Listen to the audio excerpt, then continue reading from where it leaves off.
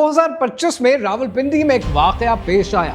एक कब्रिस्तान के पास से रात के 2 बजे आवाजें आना शुरू हो गई। लोग जो कब्रिस्तान के पास रहते थे वो हैरान हो गए। उन्होंने एक दूसरे को मदद के लिए पुकारा और फिर फाइनली उन्होंने डिसाइड किया कि हम पुलिस को कॉल करते हैं। पुलिस मौके पर पहुंची।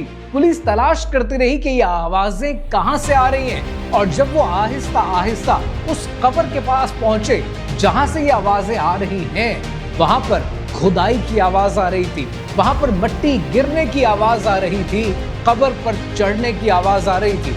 जब वो कब्र के पास पहुंचे तो वो ये देखकर हैरान रह गए कि वहां पर कोई कफन चोर मौजूद नहीं था।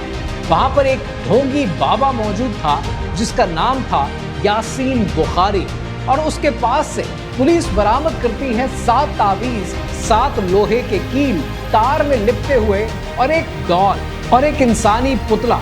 ये वो ढोंगी बाबा है जिसका ताल्लुक पीर माफिया से है, और वो लड़कियों को लव स्पेल में फंसाता है और उनको लूटने की कोशिश करता है। लेकिन ये अपनी नौइयत का एक वाहिद वाकया नहीं है। दूसरा वाकया जो आपके लिए जानना जरूरी है, ये वो वाकया है जो सन 2017 में पेश आया आजाद कश्मीर के इलाके मुजफ्फराबाद में। मुजफ्फराबाद के पास एक आस्ताना आलिया मौजूद था, और इस आस्ताने को चलाने वाले का नाम था मियां मोहम्मद तंजीम।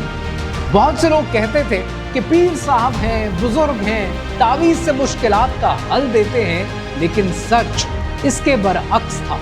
ये वो आदमी था जो औरतों को तावीज के नाम पर ब्लैकमेल किया करता था, उन्हें बहकाता था, फिर उनके साथ ज्यादती करता था, और उस ज्यादती की वीडियो रिकॉर्डिंग हिडन कैमरा से करता था।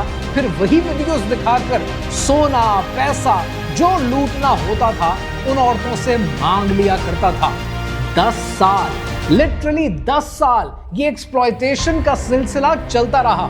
फिर पुलिस आई, रेड मारी, लैपटॉप पकड़ा जहां से वीडियो के सबूत मिले, और सच दुनिया के सामने आया कि ये कोई पीर बाबा नहीं, ये वो माफिया है जिसके बारे में हम बात करते हुए झिझकते हैं।